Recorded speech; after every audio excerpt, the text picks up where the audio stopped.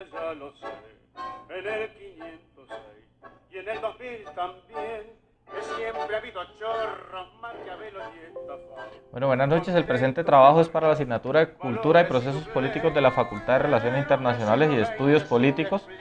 Dentro de este trabajo voy a contestar la pregunta de cómo se podría relacionar el fenómeno del tango con la cultura política en Argentina.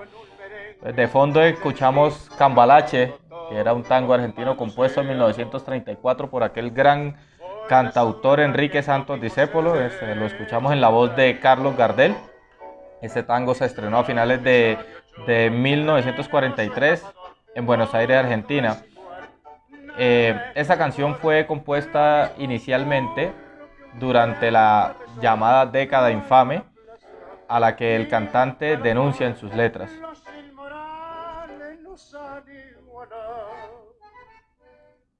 Entonces, ya entrando en materia, me gustaría iniciar con este trabajo enfocándolo en el año o hacia la época de 1920, donde el tango evoluciona en Buenos Aires y en La Plata, Argentina, lo que convierte el tango en una de las obras más grandes de Argentina.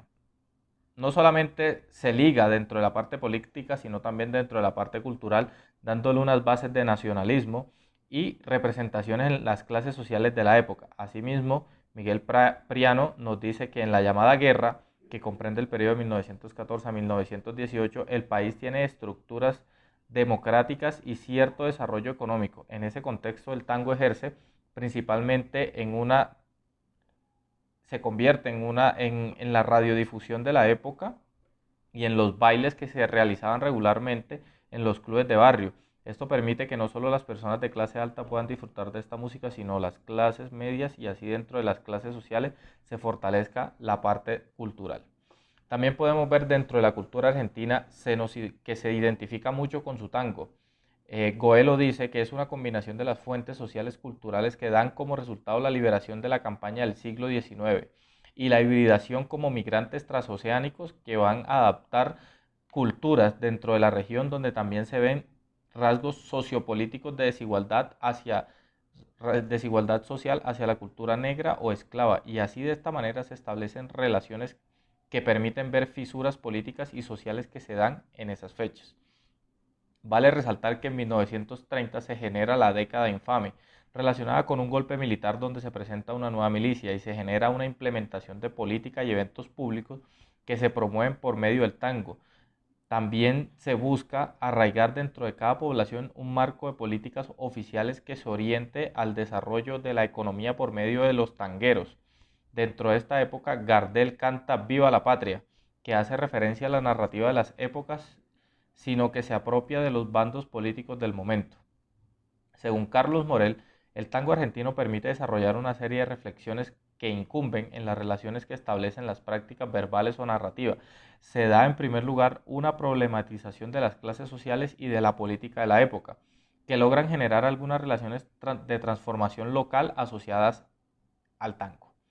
Yuset Strombach nos dice que se genera una distinción entre el poder sobre el proceso en la elaboración de noticias y la agenda de los medios, y el poder sobre el contenido de noticias, resaltado dentro de la importancia de la política. Para esta época estaba muy ligado el control de los medios de comunicación, el cual era controlado por el gobierno de turno, generando que se viera solo lo que el gobierno en turno le fuera conveniente. Es aquí donde nacen los movimientos como el peronismo y el antiperonismo, generados por el descontento de cierta parte de la población y el apoyo por la otra parte que se veía de cierta forma beneficiada por ellos. Cantantes como Ernesto Fármaco y Enrique Santos Discépolo, quienes se convierten en referentes para la crítica al gobierno por intermedio de su música. El tango empieza a tomar más fuerza dentro del momento en 1940. El gobierno obliga a Discépolo para que cambie el contenido de sus letras, tratando de convertir el tango en un icono nacional, básicamente censurando sus letras, buscando con esto acallar y convertir a quienes lo escuchaban en enemigos del gobierno. A partir de 1943, en el marco de una campaña iniciada por el gobierno militar, obligó a suprimir el lenguaje popular, como así también cualquier referencia a la embriaguez o expresiones que en forma arbitraria eran consideradas inmorales o negativas para el idioma o para el país. Incluyó al tango Cambalache, del que hablábamos inicialmente, dentro de los censurados para su difusión radiofónica.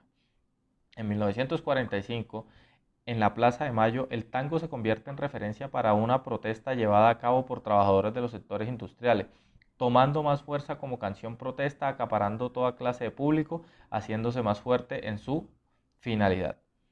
Con la derrota de Perón en el 45, el antiperonismo se posa en el poder. Viene otra época de terror en donde, por así decirlo, hay un cambio de roles y aquellos que anteriormente fueron perseguidos se convierten en verdugos, sumiendo nuevamente a la Argentina en una época de terror. Vemos cómo se desdibuja la cultura mediante la política que se genera, cambian las ideas, se cambia la democracia simplemente por ideas militares y para finalizar el tango en 1983, con eso la democracia vuelve a renacer por elecciones, así como lo resalta Retamoso, que dice que la primavera democrática y la canalización y participación mediante los partidos decayeron cuando la política se mostró incapaz de cumplir promesas de atender la cuestión social agravada luego de la crisis de la deuda del 82 y el Plan Austral. El conflicto social de esta época, para luego poder organizar y escapar de la participación estrictamente sindical y partidaria, permite tener una Argentina diferente, otro cambio que se generó dentro de la misma Argentina. Esto nos permite concluir que la influencia del tango fue bastante grande al momento de determinar las decisiones políticas de Argentina en esta época, ya que condicionaron al gobierno de turno a tomar partido en este género cultural que ayudó de cierta forma a influir en las decisiones del pueblo de qué lado debían estar, si partidarios del gobierno o mediante esta protesta cultural rebelarse en contra del gobierno, y cómo esta revolución llevó al país a tomar decisiones radicales en favor del pueblo. Gracias.